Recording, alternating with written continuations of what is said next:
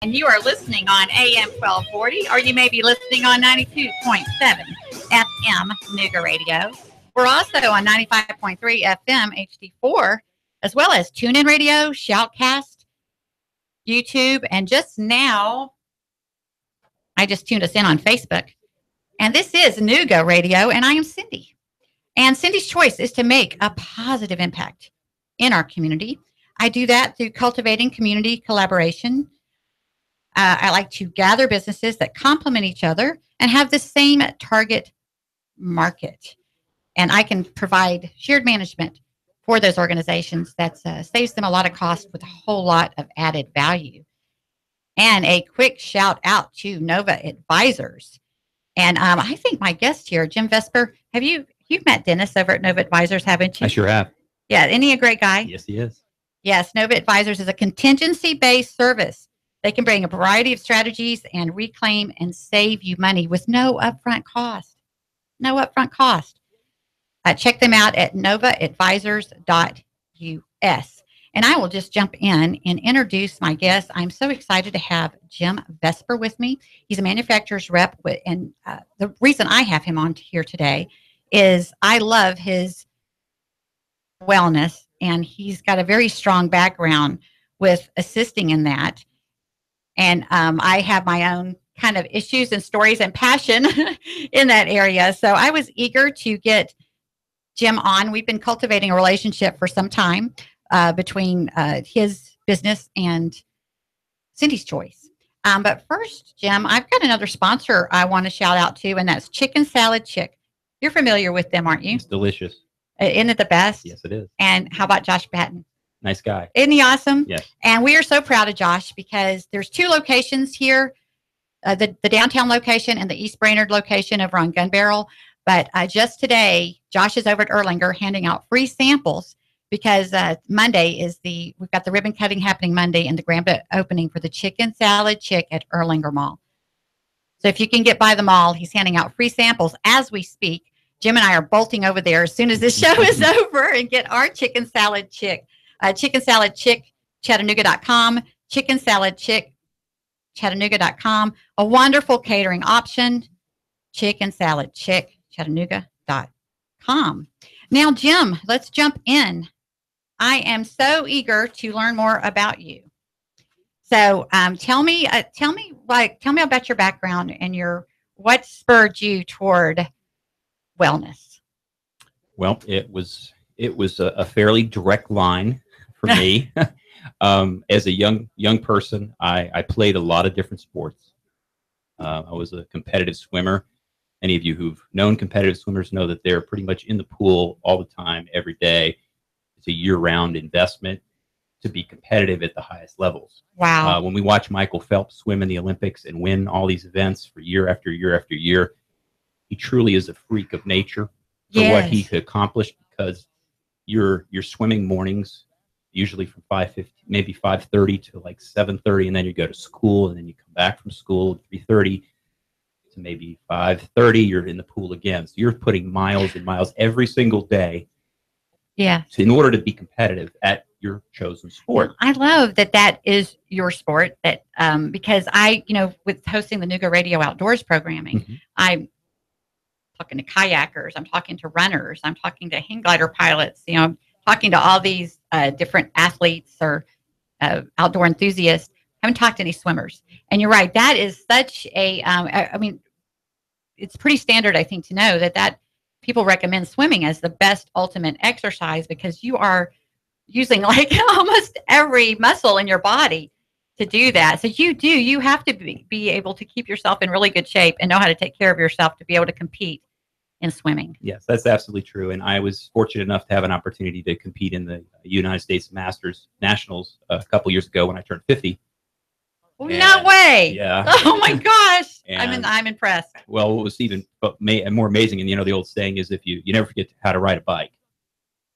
Well, I spent about 3 months in the pool trying to get ready to try and do this again. And I was able to get within about a second and a half of my best times that I swam when I was, a 19, 20-year-old. Wow. Just because of, I believe, the long-term commitment that I made to that sport and understanding the technique but also the things that I've done away from the water that have kept my body together in a way that I feel like I can do anything I choose to do, whether it's a Spartan run, which I did a year ago,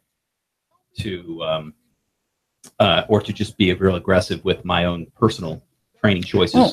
And Jim, Jim inspires me so much. I love every conversation I ever have with him. I leave there just truly inspired. And you just did it right here on my show because, I'm a hang glider pilot. Well, I'm not an active hang glider pilot anymore, but I want to fly again. I flew for over 12 years. I had over 100 flights. But it's been about 12 years since I'd flown. And I feel like, oh my gosh, I know how to fly. But at the same time, I'm a little more cautious than I was 30 years ago when I learned to fly. But people are telling me that have also taken long breaks. Or said, Cindy, it's like riding a bike. It really will come back. But to hear that, like you said, in 3 months' time, I'm like, oh, wow, that just encouraged me so much more. And that's what I love to use this platform for, is to hear people's stories and help them understand you can get that back. Or if it's your first time attempt, you can get that for yourself. It just takes making up your mind to do it and moving forward. Yes, absolutely. It's the passion that you bring to what you do, whatever your business is that you're involved with. But personally, we make choices. And my background goes a little bit deeper than just participating. Is that I actually played a number of sports and was fortunate enough to be able to letter in several in high school. But as I transitioned to the college age, and wasn't actually doing sports competitively, I still had a desire to be around wellness and try to take care of myself. And I got a chance to become a certified personal trainer, and with the National Strength and Conditioning Association. And I started a professional career for 2 years as a full-time fitness trainer. And that extended ultimately to about 10 years, with about 8 being part-time. Right. But for me, being able to work with people from age 9 to 81 and seeing the different challenges that they faced and what their goals were, understanding the nexus of making an effort to do things the right way, to have a consciousness about what you can do to take care of this beautiful machine that God has given us, that we can utilize to be out there in the work world, taking care of business, and be reliable and be as productive as possible. I love how you said that, this beautiful machine that God has given us. And, I talk about it because we know about like refueling. You got to fuel the machine. But I just love that. And it is. And I love that so you're fully certified in certified strength and conditioning specialist by the National Strength and Conditioning Association, as well as a personal trainer by AFFA, correct? Yes, that was in my 20s when I had those certifications and made sure I had the education to teach others. And my desire to teach has really never waned. It's applied in different areas in my life. I'm not a trainer anymore. I'm an outside salesman and a business development professional, and have done that over the last number of years. But I do have a keen awareness that when I'm not feeling well, I'm not going to be as productive as I want to be and need to be.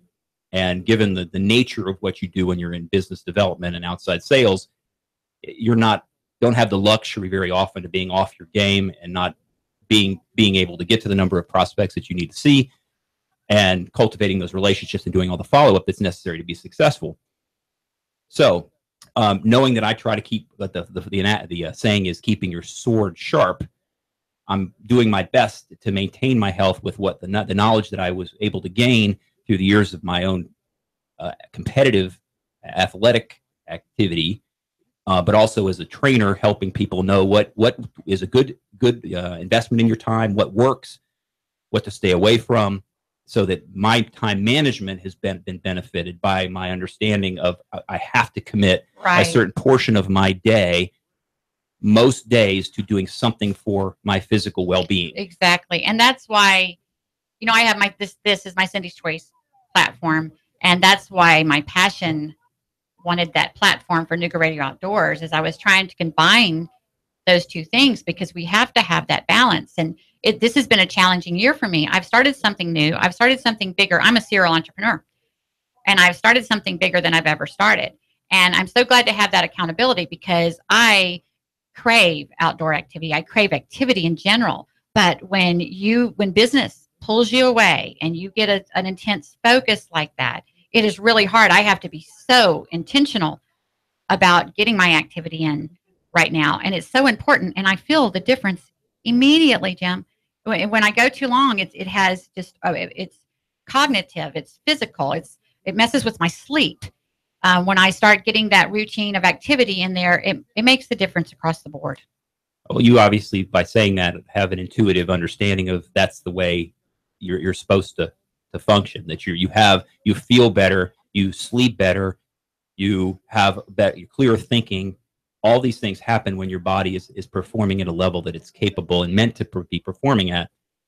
But oftentimes, we as business and motivated professional people sacrifice our health in the pursuit of success with our business, and helping make sure our customer service is at the level it needs to be, and making ourselves always available. Those things often, again, we have only a fixed number of minutes to work with in a day, and when you decide to commit those other minutes to your family or to your business pursuits, you're going to ultimately suffer cumulative degradation of your health. Yes, balance. The balance is the key. It truly is. And it can be achieved. It can be achieved, but it's a constant.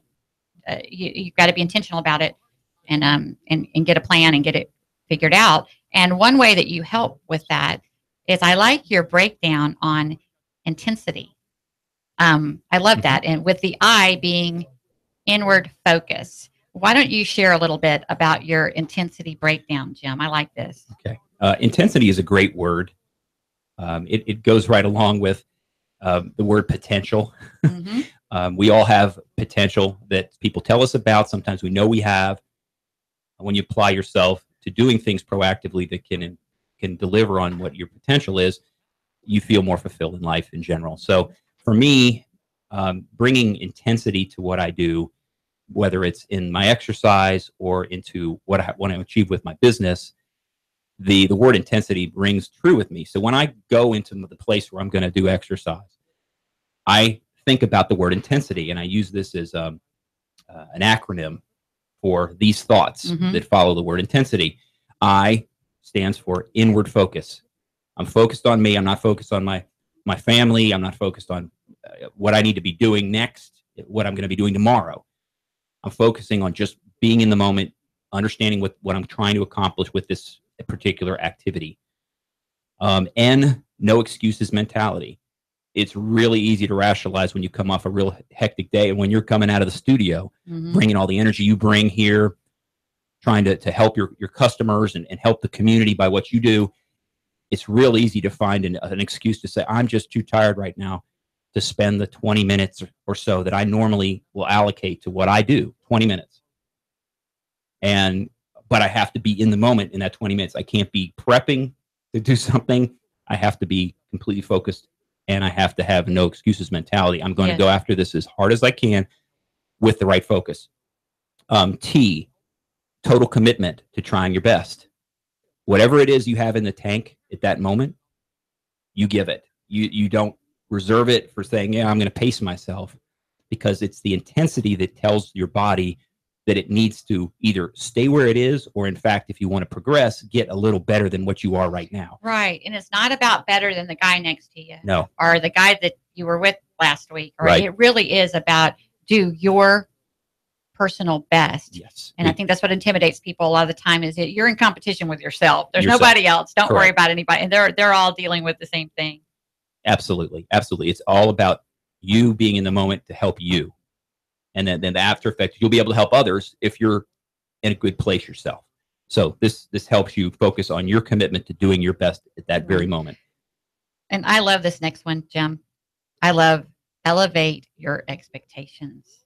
And I think so many of us, we limit. This has been the biggest thing for me, is releasing the limits, I guess. And I love that. So E is elevate your expectations. Yes, you are a human being. If you do the right things and request it to do certain things for you, your body will respond to that, and it will make improvement. And you have had some guests on here. I remember the gentleman who did the 100-mile off-road run. David Tulis, coming off the couch and losing all that weight. he elevated his expectations to what he could do if he was in shape, and he visualized getting there, and he surprised himself because he started with a small goal. He just stuck to that goal. He set some.